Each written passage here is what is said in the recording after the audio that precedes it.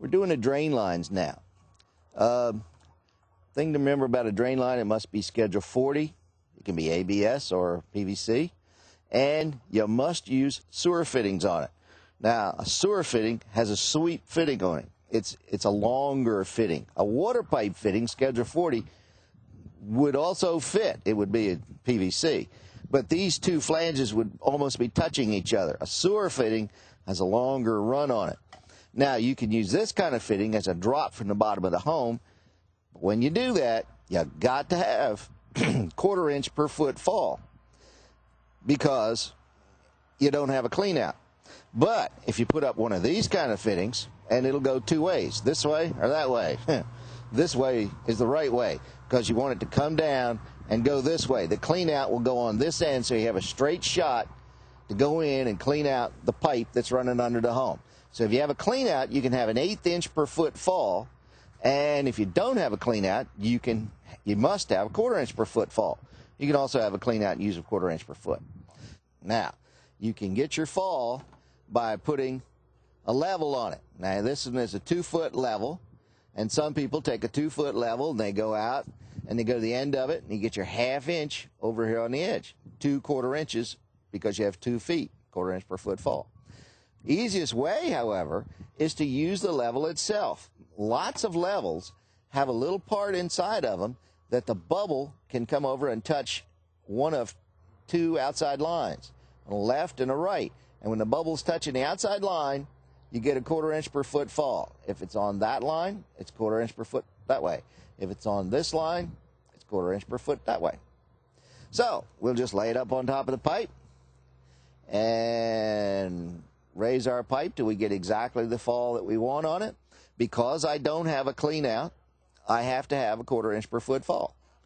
If for some reason that I wanted to put in a clean out, and it's not a bad idea to have it anyway, if you want to put in a clean out, if you had a very long home and you had a lot of pipe underneath of it, you might want to go for the 1/8 inch per foot fall because sooner or later you're going to run out of room under the home. So, that's one of the things that you take into consideration is how far am I going to have to run this pipe and where am I going to be when I'm done. So, when you're all done with this, you support it underneath so it'll hold it for you. And then you can either leave the supports underneath of it if they're permanent supports like concrete blocks or something, or you can hang it down from the home itself. You can use plumber's strapping coming down from the floor joist. You can hang it from the frame of the home. Any secure way that you can hold this pipe up. But the pipe must be supported every 4 feet. If it gets supported farther away from that, the pipe will develop dips in it, and the dips will collect sewage inside of it and cause it to back up at some later date, and you certainly don't want that to happen. So, Schedule 40 pipe must be supported every 4 feet.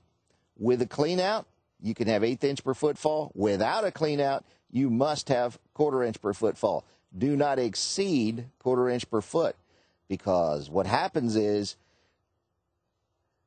the liquids outrun the solids. The solids will adhere to the pipe and cause a backup.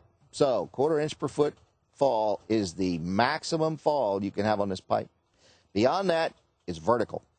After you've got your plumbing all laid out and cut to proper lengths and everything, then you want to go back and start gluing it together.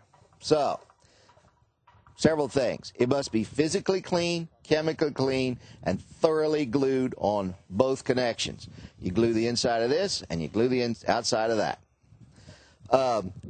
You want physically clean because if you got any mud on it or tape, goo, then that stuff's got to come off of there because that'll cause a leak for you. So you get some sandpaper and you clean that up.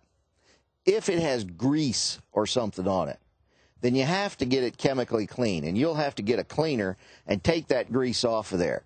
A little bit of grease will keep this glue from working at all. It just won't seal and it'll leak immediately. Water must be dry. If you have 1 drop of water on this pipe and you put the glue on it, it will not glue where that water was. So, you get it chemically clean if it's needed to be. Usually just physically cleans enough. There's not a lot of grease down here.